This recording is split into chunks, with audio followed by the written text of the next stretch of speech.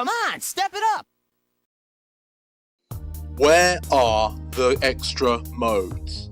People play games for entertainment, usually with the hopes that the experience will last for more than 5 minutes, and Sonic is no exception to that. As long as the game is fun to play, you are getting what you asked for. But are you getting enough of it? This is a problem that the nature of Sonic's branding exacerbates. You've gotta go fast all the time with no breaks, or at least that's what they say Sonic is about nowadays. One of my many issues I have with the boosting formula of modern Sonic games is that it inherently causes levels to become both simpler and shorter. This is because in all those sections where you are travelling at mock speeds, the developers had poured time into creating the geometry that you were travelling through in under 2 minutes, barely being noticed. That same amount of time, if spent in a game that did not feature the boost, could provide substantially more content. To compensate for this, boost titles typically feature an abundance of two-dimensional segments that are heavy on platforming. Not momentum-based platforming that made it fun in the past, just standard wait for the blocks to move and jump style platforming.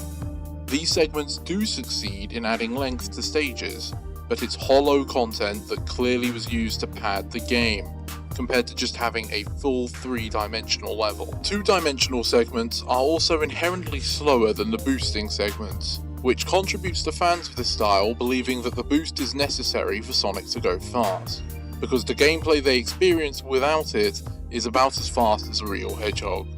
Sonic Generations features what I believe to be one of the best boost levels, Seaside Hill, as it has creative and diverging pathways. It still is bogged down by the 2-dimensional segments, however, and the level without them is considerably shorter. Boost games typically have boost segments relegated as connectors to the 2-dimension areas, such as in Colors, or they are less common than the 2D sections. You likely are wondering why I'm ragging on about the boost formula. Well, it's partially to blame for the lack of meaningful content you can obtain from a Sonic game. Replayability has always been a core part to the playtime one could derive from a Sonic title. With the classics, you had collecting the emeralds. With Sonic Adventure, you had getting all A ranks. With most Sonic games, you have time trials, etc. With the boost formula, the levels are already short, so getting the highest rank becomes a lot easier. With games like the fabulous Sonic Forces,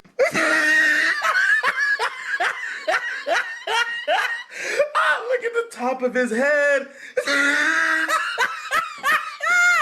being very easy to S-rank on your first time around.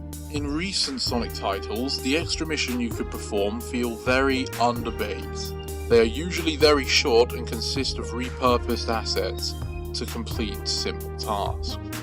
In the games from Adventure to 06, you could unlock super hard versions of the levels to play through, and in some they also had missions to do on the side, like Sonic Adventure 2, thus having more to do in that category than a game like Colors.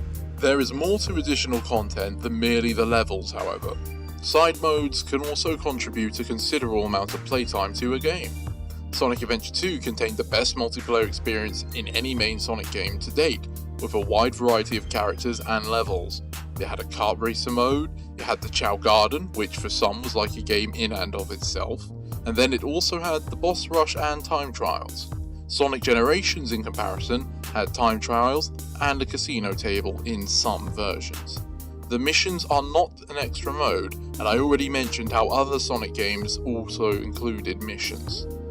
The scaling back of features only serves to worsen the lifespan and potential of Sonic games. It is hard to discern why these reductions have been made, but at a guess it was to lower the budget of producing new titles, which seems counterproductive, as if it's less enticing to consumers, less people will purchase the product, thus making you earn less money anyway. Choices like this just come off as Sonic being treated as a budget title, where his creators don't have faith in him improving, so they limit the game's potential, which in turn will ensure they do not succeed. Anyway, these were just my thoughts on a trend I have noticed in recent Sonic games. What do you think? Let me know in the comments below. Have a great day, and I hope to see you next time.